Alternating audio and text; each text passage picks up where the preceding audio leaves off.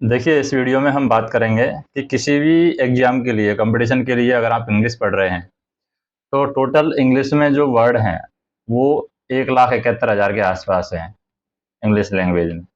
तो इतने सारे वर्ड को हर किसी के लिए याद करना पॉसिबल नहीं है और कोई भी याद भी करने की कोशिश करेगा तो याद होंगे नहीं, तो वो वेस्ट ऑफ टाइम है। तो एक अच्छा अप्रोच लेकर के चलना बहुत ज़रूरी है। अच्छा अप्रोच लेकर के चलेंगे तभी ऐसे क्वेश्चन हैं, वो हम क्या कर सकते हैं अ, याद कर सकते हैं या फिर उनको लंबे समय के लिए अपने दिमाग में रख सकते हैं। तो उसके लिए हमें क्या करना चाहिए? तो उसके लिए हमें यहाँ पर कुछ चीज़ें हैं, उनका ध्यान रखना है हमें और उसके हिसाब से ही हमें काम करना है। पहली बात तो कोई भी कॉम्पिटिशन का एग्ज़ाम आप दे रहे हैं, तो आपको उस कॉम्पिटिशन एग्ज़ाम के लास्ट 5 साल के पेपर आपको सॉल्व करना ही करना है। ये कंपल्सरी है, मस्ट है। यानी उससे ही आपको पता चलेगा कि पेपर का पैटर्न कैसे आने वाला है। जिस भी कॉम्पिटिशन की आप तैयारी कर रहे हैं, उसके लास्ट 5 साल के पेपर कम से कम आप 3 से 4 बार तो रिवाइज़ कर ही लीजिए, हर क्वेश्चन को। ये सबसे ज़्यादा ज़रूरी है किसी भी एग्ज़ाम को क्लियर करने के लिए। तो उससे आपको आइडिया लगेगा, उससे आपको पकड़ रहेगी किस तरह के क्वेश्चन पूछे जा सकते हैं, किस तरह के क्वेश्चन पूछे जाने की संभावना है। क्योंकि पढ़ने का कोई लिमिट नहीं है, आप जितना पढ़ोगे उतना कम है, ब्रह्मांड के नीचे जो भी है कुछ भी आ सकता है पेपर में। लेकिन उसी से आपका लॉजिक है वो बेस है वो मजबूत होगा। और जितना भी वोकैब्युलरी आपको सीखना है, लास्ट के 5 साल के पेपर में जो वोकैब्युलरी आया उसी को सीखना है, उसी के आस-पास की चीज़ों को सीखना है। एंटोनिम्स, सिनोनिम्स जितने भी क्वेश्चन्स में एंटोनिम्स, सिनोनिम्स लास्ट ईयर के 5 सालों में एंटोनिम्स, सिनोनिम्स में आया है, फिलर्स में आया है, क्लॉज टेस्ट में आया है, जितना भी वोकैब्युलरी आया है उन्हीं को आपको ध्यान देना है, उन्हीं पर आपको फोकस करना है। रैंडमली आपको कुछ भी नहीं पढ़ना है, क्योंकि उससे आपका कॉम्पिटिशन से जो डिस्टेंस है वो बढ़ती जाएगी और कॉम्पिटिशन के नज़दीक आप पहुँचेंगे नहीं। अब देखिए, ज़्यादातर एग्जाम्पल के लिए हम देख लेते हैं, जैसे फ्रीक्वेंटली यूज्ड वर्ड हैं जो ज़्यादातर डेली लाइफ में यूज किया जाता है, जैसे कि इनुंडेट है, इस तरीके के फ्रीक्वेंटली वर्ड है। प्रीरोगेटिव है, प्रीरोगेटिव, डेराइड, कॉनिव, इस तरीके के जो वर्ड हैं जो फ्रीक्वेंटली यूज किए जाते हैं, उनको भी आप देखते रहिए, क्योंकि ऐसे वर्ड हैं एग्जाम में आने का ज़्यादा चांस रहेगा। क्योंकि एग्जामिनर ये सोचता है कि जो डेली लाइफ में यूज किए जा रहे हैं, क्या उनका पता है। जैसे इनंडेट है, इनंडेट का मतलब क्या होता है, किसी के पास चीज़ों का ढेर लग जाना, बहुत सारी बाढ़ सी आ जाती है, बहुत सारा बर्ड्स आ जाता है इस तरीके का, तो वहाँ पर हम यूज करते हैं इनंडेट। जैसे बाढ़ आ गई, वहाँ पर हम यूज कर सकते हैं। सिमिलर वर्ड जैसे फ्लड टाइप में हो जाएगा इसका सिमिलर वर्ड। और इस तरीके के वर्ड हैं जो कि हम यूज कर सकते हैं। एक होता है प्री प्रीप्रोगेटिव। क्या होता है प्रीप्रोगेटिव? का मतलब होता है किसी व्यक्ति या वस्तु का जो विशेष अधिकार होता है, प्रीप्रोगेटिव। स्पेशल राइट, कोई समबॉडी का स्पेशल राइट है, उसके लिए हम यूज करते हैं प्रीप्रोगेटिव। तो ये भी कभी कभी है एग्जाम में पूछ लिया जाता है, तो हमें ये मालूम होना चाहिए। प्रीप्रोगेटिव का मतलब क्या है, ठीक है। अब जैसे डेराइड है, ये भी एग्जाम में पूछ लिया जाता है, यानी ये फ्रीक्वेंटली पूछे जाने वाले क्वेश्चन हैं। तो आप डायरेक्ट भी अगर आपको पता नहीं है किसी का वर्ड का मतलब पता नहीं है, तो आप डायरेक्ट गूगल पर सर्च कीजिए डिक्शनरी में, ऑक्सफोर्ड लैंग्वेज की जो डिक्शनरी रहेगी वहाँ पर आप यूज कीजिए। जैसे डिराइड का मतलब आ जाएगा वहाँ पर, किसी को अगर आप हास्यास्पद बता रहे हैं, किसी को कठोरता से उपहास कर रहे हैं किसी का, तो वहाँ पर यूज करते हैं डिराइड। मतलब समथिंग को रेडिकुलस कहना किसी चीज़ के लिए, वहाँ पर हम यूज करते हैं। तो इस तरीके का वर्ड वहाँ पर यूज किया जाएगा। जो किसी को अगर हम हास्यास्पद बता रहे हैं, तो वहाँ पर इसका यूज किया जाएगा डिराइड का। एक वेबसाइट है कॉलिजन, कॉलिजन डिक्शनरी के नाम से है, वहाँ से भी आप वर्डों को सीख सकते हैं। वहाँ पर आपको बोलकर भी बताएगा और वो बताएगा कि ये किस तरीके की फॉर्म है। जैसे डिराइड जो है थर्ड पर्सन का सिंगुलर प्रेजेंट है ये डिराइड, और प्रेजेंट पार्टिकल्स के रूप में भी यूज कर सकते हैं इसको। और ये डिराइड है एज ए वर्ब हम इस्तेमाल करते हैं इसका। तो वेबसाइट का नाम क्या है, कॉलिजन डिक्शनरी है। वहाँ पर आप कोई भी वर्ड अगर आपको समझ में नहीं आ रहा है तो वहाँ पर कॉलिंस कॉलिंस डिक्शनरी के नाम से है, वहाँ पर गूगल पे जाइए, कॉलिंस डिक्शनरी सर्च कीजिए और वहाँ पर आप वर्ड डाल लीजिए, तो वहाँ पर आपको वर्ड का सेंटेंस ही बताएगा और आपको उसके एग्जाम्पल भी बताएगा। तो वो वहाँ से आप देख सकते हैं। तो अगर कोई मतलब समझ में नहीं आ रहा है तो वहाँ पर आप देख सकते हैं और वहाँ से आप सीख सकते हैं। ठीक है।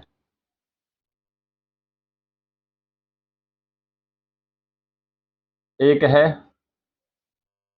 कॉनिव। तो अगर आप जैसे कि आपको इस तरीके से भी समझ में नहीं आ रहा है तो आप क्या कर सकते हैं, कॉनिव और आगे आप गूगल पे मीनिंग लिख दीजिए। कॉनिव का मीनिंग क्या होता है, गुप्त रीति से कोई गलत काम करना, उसको हम बोलते हैं कॉनिव।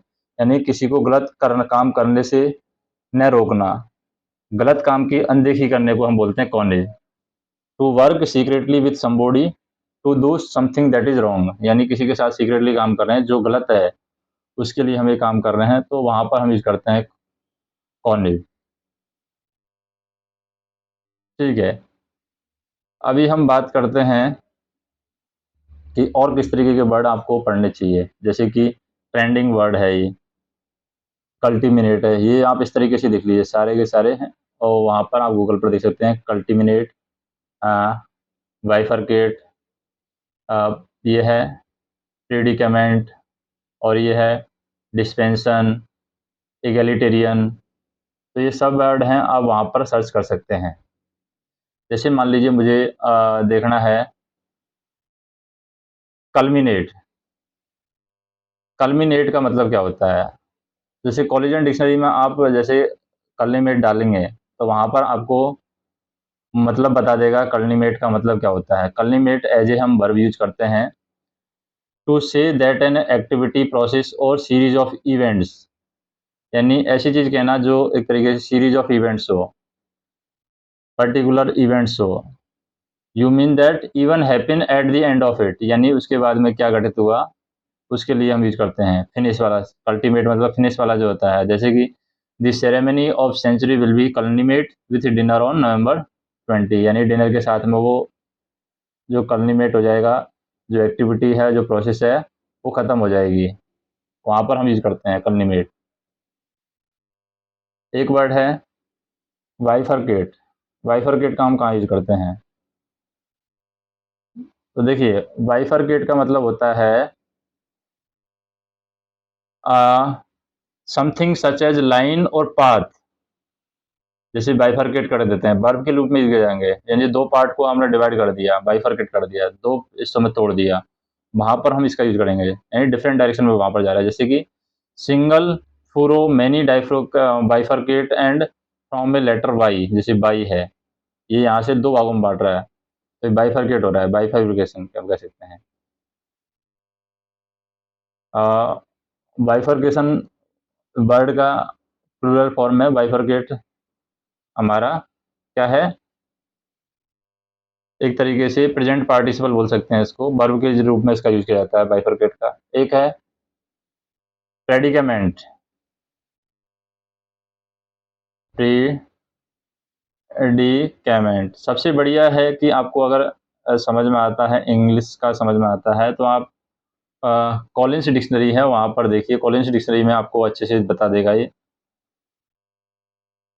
प्रेडिकमेंट होता है, प्रेडिकमेंट का मतलब क्या होता है, if you are in predicament you are in an unpleasant situation, यानी आप खुश नहीं हैं, अनप्लीजेंट सिचुएशन में है, that is difficult to get out of, यानी वहां से ऐसी प्लीजेंट अनप्लीजेंट सिचुएशन में है जहां से निकलना मुश्किल है। तो हम कहाँ पर यूज करते हैं प्रेडिकमेंट, एक तरीके से हम काउंटेबल नाउन के लिए यूज करते हैं प्रेडिकमेंट। जैसे कि Hank explained our predicament, the decision will leave her in the particular predicament, मतलब ऐसी सिचुएशन में आपने खत्म किया कोई सिचुएशन। एक होता है डिस्पेंसेशन। एक वर्ड होता है डिस्पेंसेशन। डिस्पेंसेशन का मतलब क्या होता है,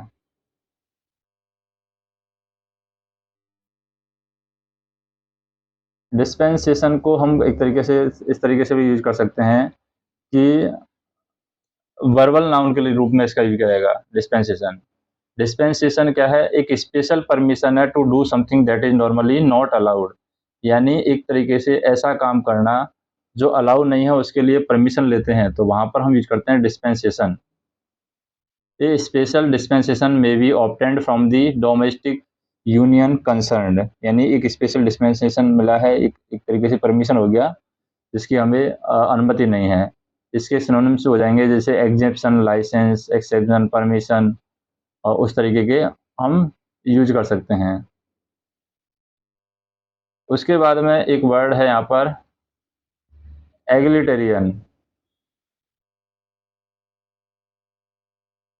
एगलिटेरियन, एगलिटेरियन का मतलब क्या होता है? एगलिटेरियन जैसे अप्रोच होती है, तो एगलिटेरियन का मतलब होता है सपोर्टिंग और following the idea that all people are equal and should have the same right and opportunity, यानी इस तरीके का एडजेक्टिव की तरह यूज करते हैं एगलिटेरियन का। एगलिटेरियन मतलब हम कह सकते हैं एक तरीके से फॉलोइंग द आइडिया, एक इस तरीके के आइडिया को फॉलो करना, जैसे कि सारे लोग हैं, समान हैं और सब लोगों को पास में राइट है, अधिकार है, अपॉर्चुनिटी है, इस तरीके के आइडिया को फॉलो करना, सपोर्ट करना।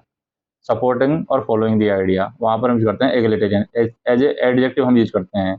आई still believe in the notation of an egalitarian society. Egalitarian society मतलब जहाँ पर इक्वल है, सब जस्ट है, फेयर है, इक्वलेबल है, वहाँ पर हम इन चीज़ों का यूज करते हैं। ठीक है, नेक्स्ट हम देखते हैं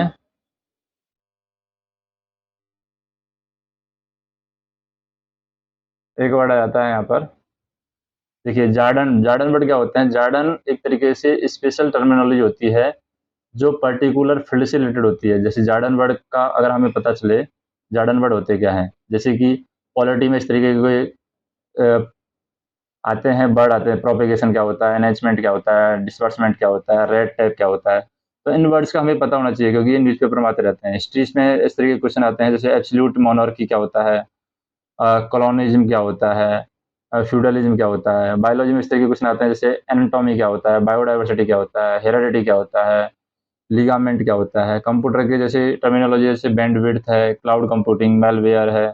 economics and banking financial awareness में जैसे कैपिटल बफर, क्रेडिट रिस्क क्या होता है, इलास्टिसिटी क्या होता है, एक्सचेंज रेट क्या होती है। तो इन वर्ड्स के बारे में भी हमें जानकारी होनी चाहिए, इनको बोलते हैं हम जॉर्डन वर्ड।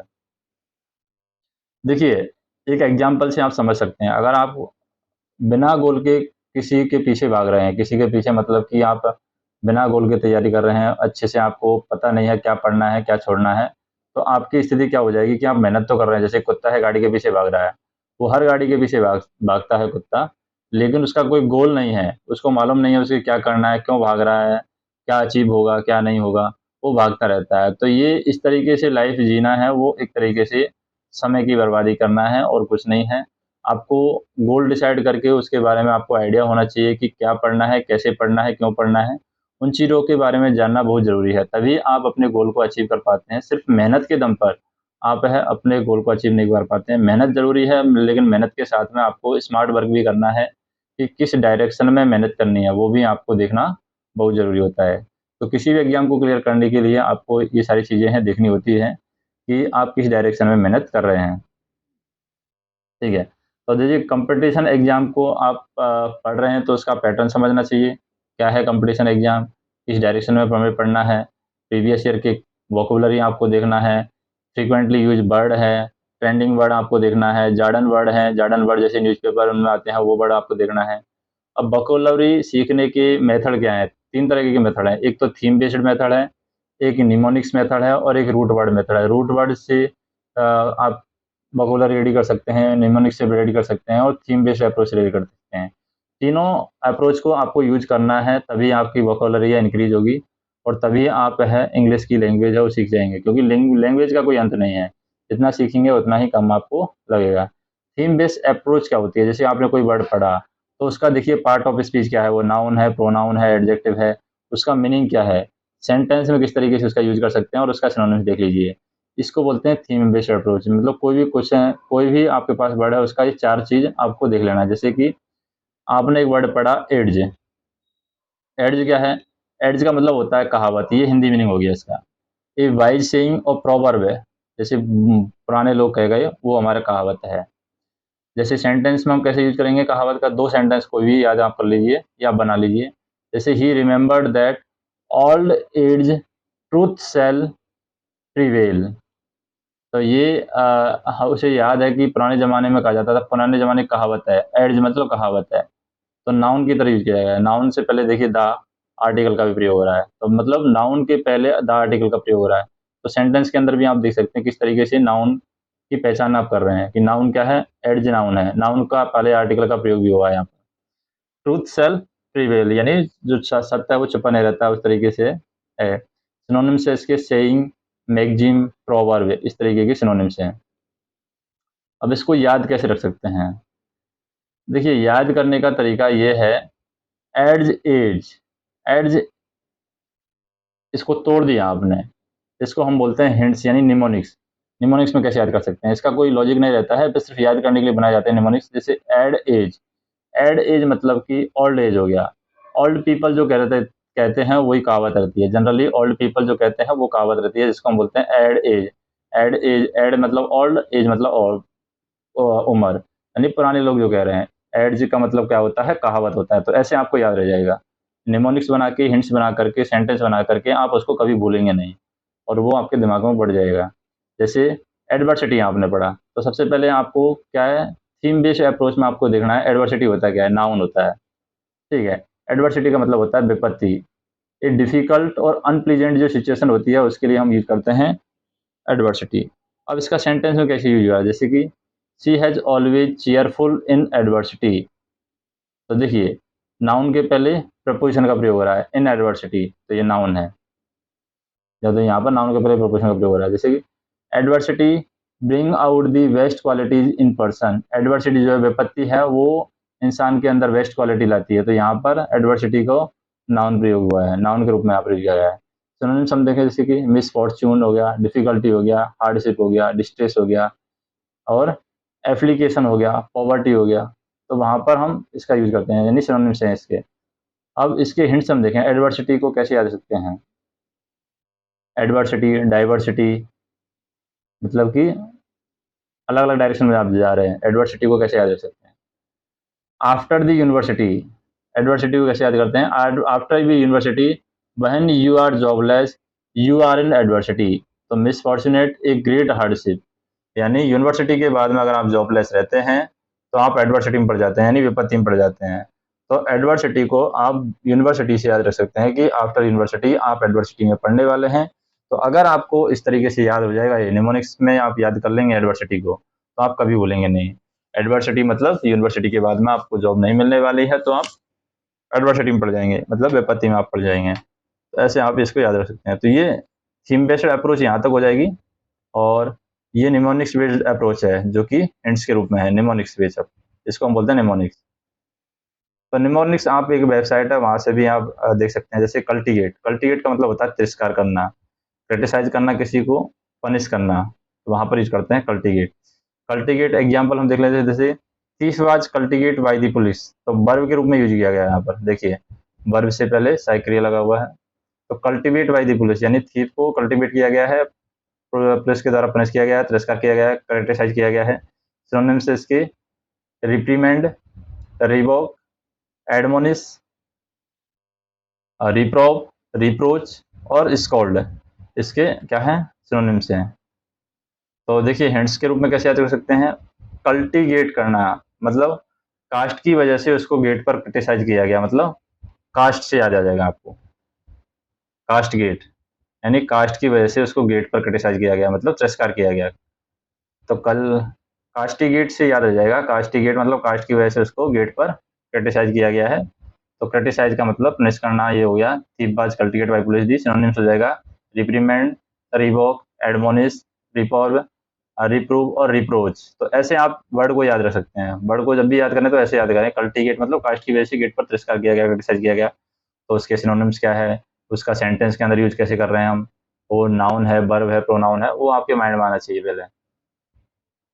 कल्टीगेट हो गया हमारा, जैसे कि कॉलिजन डिक्शनरी है ये, कॉलेजन डिक्शनरी में आप कोई भी वर्ड है उसको इस तरीके से लिख सकते हैं, जैसे कि आपने एडमेंट देखना है, एडमेंट आपने देखा है, एडमेंट आपको पता नहीं है क्या है इसका मतलब, एडमेंटिम एज ए एडजेक्टिव यूज किया जाएगा, तो ये आपको यहाँ से पता चल जाएगा डिक्शनरी से कि एडजेक्टिव की तरह इसका इस्तेमाल किया जाता है एडमेंट का, यानी if someone is adamant about something they are in detriment not to change their mind about it.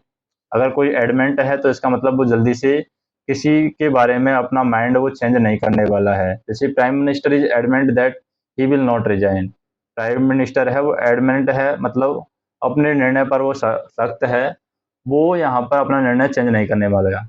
और यहाँ से भी आप पढ़ सकते हैं कि एडमेंट लिखा हुआ है, क्या लिखा हुआ है यहाँ पर इस तरीके से लिखा रहेगा, यहाँ से भी आप पढ़ सकते हैं।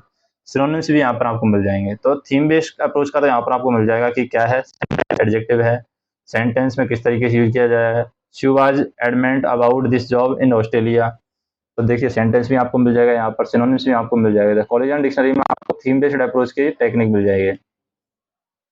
और हिंट्स के लिए आप हिंट्स डिक्शनरी है वो डाउनलोड कर सकते हैं, हिंट्स डिक्शनरी देख सकते हैं। तो सेंटेंस लिखने के बेनिफिट आपको क्या होने वाले हैं, तो देखिए सेंटेंस लिखने का बेनिफिट आपको ये होने वाला है कि पर्टिकुलर वर्ड का आपको मालूम चलेगा, वर्ड का मीनिंग क्या है, कैसे यूज किया जाएगा। डिस्क्रिप्टिव पेपर में भी आप लिख सकते हैं, और आप अगर किसी सेंटेंस के बारे में विजुलाइज कर सकते हैं, अगर आप सेंटेंस लिखते हैं तो उसका विजुलाइज कर सकते हैं कि वो कैसे रहेगा, और विजुलाइज वाला सेंटेंस है वो ज़्यादा रहता है। अगर आपको निमोनिक्स नहीं पता है तो ये mnemonicsdictionary.com है, यहाँ से आप रूट वर्ड का अप्रोच ले सकते हैं। जैसे यहाँ से आप देख सकते हैं कि निमोनिक्स क्या हो सकता है किसी वर्ड का, और वहाँ से आप थोड़ा सा हिंट्स ले सकते हैं। जैसे कि एक है रूट वाला जो अप्रोच है वोकैबुलरी का, रूट वाली अप्रोच से भी आप वोकैबुलरी है इंक्रीज करते हैं। रूट वाली अप्रोच क्या है, जैसे कि वर्ड्स का मतलब होता है मनी से रिलेटेड मामला है, मनी से रिलेटेड कोई भी मामला होगा वो वर्ड्स है। जैसे कि वर्सरी है, वर्सरी का मतलब क्या होता है, a amount of money given to person by an organization such as university to pay for them study, यानी स्कॉलरशिप के रूप में जो पैसा दिया जाता है उसे वर्सरी बोलते हैं। ये है बर्सर, बर्सर मतलब अकाउंटेंट कैशियर को बोलते हैं, ये भी पैसे रिलेटेड है। रीइंबर्स, रीइंबर्स मतलब पे बैक करना, जैसे कि आप किसी एग्जाम के लिए गए तो एग्जाम बोलते हैं एग्जामिनर के एग्जाम देने आइए, हम आपका टीए वापस कर देंगे, ट्रांसपोर्टेशन अलाउंस वापस कर देंगे, तो वो रीइंबर्स हो जाता है, यानी पैसे को वापस करना। तो बर्स जहाँ भी आएगा पैसों की बात हो रही है वहाँ पर, जैसे डिसवर्स करना यानी मनी को डिस्ट्रीब्यूट करना, तो वहाँ पर डिसवर्स हो गया। तो अगर आपको पता है वर्स रूट वर्ड है ये, तो रूट वर्ड यहाँ पर वर्स की बात आएगी, वहाँ पर मतलब पैसों की ही बात होगी। तो रूट वर्ड से भी आप वोकैबुलरी है उसको इंक्रीज कर सकते हैं। जैसे एक वर्ड है फाइड, फाइड का मतलब है कि भाई फेथ से रिलेटेड कोई बात होगी, यहाँ पर फेथ विश्वास से रिलेटेड कोई बात होगी। जैसे कि मेलाफाइड, मेलाफाइड मतलब होता है बदनीयत, इलीगल और डिसऑनेस्ट, यानी carried with intent to deceive, यानी एक तरीके से हम कह सकते हैं ईमानदारी गैर ईमानदारी है, इलीगल वाला काम है, गैर कानूनी वाला काम है, मतलब फेथ विश्वास टूट रहा है यहाँ पर। जैसे फिडेलिटी, फाइड आ रहा है, फाइड यहाँ पर आ गया मतलब फेथ विश्वास रिलेटेड कोई बात होगी। फिडेलिटी मतलब fidelity is loyalty to person organisation said to believe, यानी ईमानदारी वाला मामला है वहाँ पर, किसी पर्सन के ऑर्गेनाइजेशन की प्रति जो ईमानदारी होती है उसके लिए किया गया फिडेलिटी। इनफेडिलिटी, इनफेडिलिटी मतलब नमक हरामी बेवफाई, मतलब विश्वास वाली बात ही आ रही है कहीं। रिएक्शन और state of being unfaithful to a spouse, मतलब बेवफाई वाली स्पाउस के प्रति जो अनफेथफुल एक्शन होता है उसके लिए लिखा गया है इनफेडिलिटी। और एक है बोनाफाइड, बोनाफाइड मतलब रियल, गलत नहीं है, प्रमाणिक है, बोनाफाइड जो सर्टिफिकेट होता है वैसे ही यहाँ पर, मतलब फाइड आ गया मतलब फेथ वाली भी चीज आ जाएंगी वहाँ पर। तो कंपटीशन एग्जाम में आपको इन चीज़ों के बारे में ध्यान रखना है कि कौन कौन सी चीज़ों के बारे में ध्यान रखना है। प्रीवियस ईयर की जो वोकैबुलरी आपको पढ़ना ही पढ़ना है, फ्रीक्वेंटली यूज वर्ड आपको पढ़ना है, ट्रेंडिंग वर्ड्स आपको पढ़ना है, जर्नल जो न्यूज़पेपर या इस तरीके की जो सब्जेक्ट रिलेटेड वर्ड है वो आपको पढ़ने हैं, कॉमन कन्फ्यूजिंग वर्ड आपको पढ़ने हैं, आइडम्स और फ्रेज आपको पढ़ने हैं, फ्रेजल वर्ब आपको पढ़ना है, रूट वर्ड आपको पढ़ना है। तो और ये पढ़ते रहना है, तभी आपकी वोकैबुलरी है इंक्रीज होगी। और इस तरीके से कॉमन वर्ड हैं जो कि इमिनेंट, इमिनेंट बोलने में सेम लग रहे हैं लेकिन उनका अर्थ अलग अलग होता है। Excite, incite, except, accept, affect, effect, allusion, illusion, ensure, assure, तो इनके मतलब अलग अलग होते हैं। जैसे कि मान लो हमें निकालना है इमिनेंट, इमिनेंट का मतलब क्या होता है, इमिनेंट का मतलब अलग होगा, दोनों बोलने में यहाँ पर आपको एक जैसे लगेंगे लेकिन दोनों का मतलब अलग अलग होगा। इमिनेंट मतलब होता है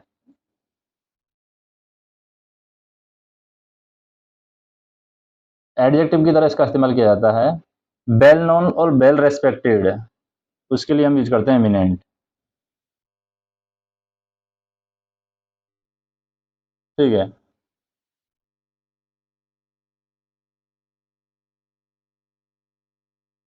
वेल नोन और तरीके से वेल रेस्पेक्टेड, उसके लिए वर्ड यूज करते हैं। रेस्पेक्ट वाला मामला है यहाँ पर एमिनेंट में, रेस्पेक्ट। और एक होता है एमिनेंट, IMMI। एमिनेंट का मतलब क्या होता है? ये एमिनेंट होता है हमारा इन दी नियर के रेस्पेक्ट में, नियर के रेस्पेक्ट में, कोई पास है उसके रेस्पेक्ट में हम यूज करते हैं एमिनेंट, यानी जो नजदीक होने वाला है, हैपेंड सून, इमिनेंट, जल्दी होने वाला है। तो they warn that storm was imminent, imminent मतलब जो स्टॉर्म है, तूफान है, जल्दी आने वाला है।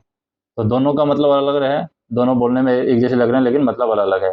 जैसे हम बात करते हैं एक्साइट, एक्साइट का मतलब क्या होता है और इनसाइट का मतलब क्या होता है? ये एक्साइट है, ये इनसाइट है। एक्साइट मतलब होता है सेंस ऑफ थ्रिल, थ्रिल का जो सेंस होता है, to make feel so happy that she is unable to relax because he or she is looking forward eagerly to something. मतलब एक तरीके से थ्रिल, एक्साइटमेंट वाला जो पार्ट है उसके लिए किया गया excite, thrill, sense of thrill, यानी इतना खुश होना, किसी इंसान को इतना हैप्पी बनाना कि वो रिलैक्स ना करे, क्योंकि उसको क्या करना है, कुछ देखना है। जैसे I only take on work that excites me, यानी मैं वही काम करता हूँ जो मेरे को एक्साइट करता है, उत्तेजित करता है, यानी थ्रिल वाला पार्ट हो गया यहाँ पर। और एक होता है इनसाइट, इनसाइट का मतलब क्या होता है? इनसाइट मतलब होता है, ये जो वर्ड है इनसाइट, इनसाइट का मतलब प्रोवैक के सेंस में हम इसका यूज करते हैं, to stir up or provoke to action. किसी एक्शन के रेस्पेक्ट में हम स्टीयर करते हैं, स्टीयर अप करना। He incited his fellow citizen to take revenge, यानी वो उत्तेजित करना, फॉलो अप करना, प्रोवेक के रेस्पेक्ट में, आदेश के रेस्पेक्ट में, मतलब उसने अपने जो सिटीजन्स हैं उनको रिवेंज देने के लिए इंसाइट किया, इनकरेज करना, उसके लिए हम यूज करते हैं। एक है एक्सेप्ट मतलब स्वीकार करना, एक्सेप्ट मतलब उस चीज़ों से छुटकारा पाना, एक तरीके से उन चीज़ों को छोड़ करके। तो एक एक्सेप्ट है स्वीकार करना, और एक एक्सेप्ट होता है हमारा कि हम उन चीज़ों को छोड़ रहे हैं। तो कहाँ पर यूज करते हैं एक्सेप्ट का? जब आप किसी चीज़ से दूर हो रहे हैं, अपार्ट के रेस्पेक्ट में, यानी उसको इंक्लूड नहीं कर रहे हैं। I don't fly except for occasional business trip, यानी जब तक बिजनेस ट्रिप नहीं हो तब तक मैं उड़ना, मतलब कि हवाई जहाज में जाना पसंद नहीं कर सकता। तो एक्सेप्ट कर रहे हैं, अपार्ट फ्रॉम मतलब उसको छोड़ रहे हैं, और एक एक्सेप्ट मतलब स्वीकार करना होता है। अफेक्ट और इफेक्ट है, अफेक्ट प्रभाव डालता है, इफेक्ट भी प्रभाव डालता है। अफेक्ट करना, कोई चीज़ से आपको नुकसान हो रहा है, वो अफेक्ट है, मतलब उसका क्या प्रभाव पड़ रहा है। इन्फ्लुएंस के सेंस में वर्ब के रूप में यूज करते हैं अफेक्ट का, इन्फ्लुएंस हो रहा है, टू इन्फ्लुएंस समवन और समथिंग। जैसे millions of people have been affected by the droughts, मतलब सूखे से लोग हैं अफेक्ट हो रहे हैं, मतलब उसका प्रभाव पड़ रहा है, इन्फ्लुएंस, उन चीज़ों का उन पर फर्क पड़ रहा है। और एक होता है इफेक्ट, इफेक्ट भी उसी सेंस में होता है, एक तरीके से हम कह सकते हैं, लेकिन अफेक्ट का मतलब होता है रिजल्ट का, मतलब उस चीज़ से क्या निकल के रहा है सामने आपके, रिजल्ट उसका मतलब है। द चेंज ऑफ स्टेट और affair caused by the something और समवन, मतलब किसी की वजह से कोई चीज़ चेंज हो जाती है, उसके लिए किया जाता है। जैसे the psychological effect of head injury, head injury से साइकोलॉजिकल इफेक्ट है वो आ जाते हैं। एल्यूजन क्या होता है और इल्यूजन क्या होता है? एक होता है एल्यूजन, एल्यूजन का मतलब होता है, हम कह सकते हैं एक तरीके से कि रेफरेंस दे रहे हैं किसी चीज़ का, वहाँ पर हम यूज करते हैं एल्यूजन, रेफरेंस दे रहे हैं किसी चीज़ का। इन एंड इनडायरेक्ट रेफरेंस जो दिया जाता है, इसका मतलब एल्यूजन दे रहे हैं, जैसे कि this remark was an allusion to their long standing hostility, यानी एल्यूजन है उसका, एल्यूजन मतलब रेफरेंस है। This remark was an allusion to their long standing hostility, तो एज ए नाउन हम यूज कर रहे हैं एन एल्यूजन, एन एल्यूजन मतलब नाउन से पहले ए एन दिया का, मतलब आर्टिकल का प्रयोग हो रहा है, मतलब नाउन के रूप में दिया है। This remark was an allusion to their long standing hostility. और एक वर्ड यहाँ पर दे रखा है इल्यूजन, इल्यूजन का मतलब क्या होता है? देखिए यहाँ पर एक वर्ड है, ये वाला वर्ड इल्यूजन। इल्यूजन भी होता है एक तरीके से सेंस ऑफ डिल्यूजन के रेस्पेक्ट में हम यूज करते हैं, यानी फॉल्स और मिसलीडिंग आइडिया, जो झूठा आइडिया होता है उसके लिए हम यूज करते हैं इल्यूजन।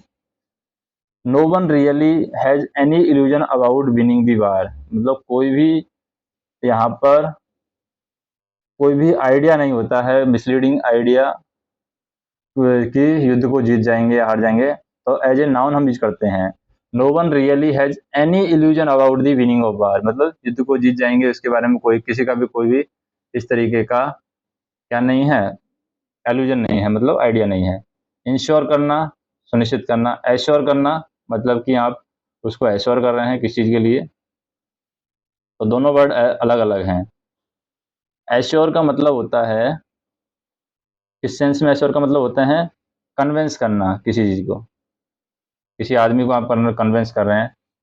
टू कन्विंस यानी everything going to be okay, he assured me, यानी उसने मुझे एश्योर किया कि सब चीज़ है वो ओके है, एश्योर कर दिया, कन्विंस कर दिया, इनकरेज कर दिया, परस्यूड कर दिया, सेटिस्फाई कर दिया, कंफर्ट कर दिया।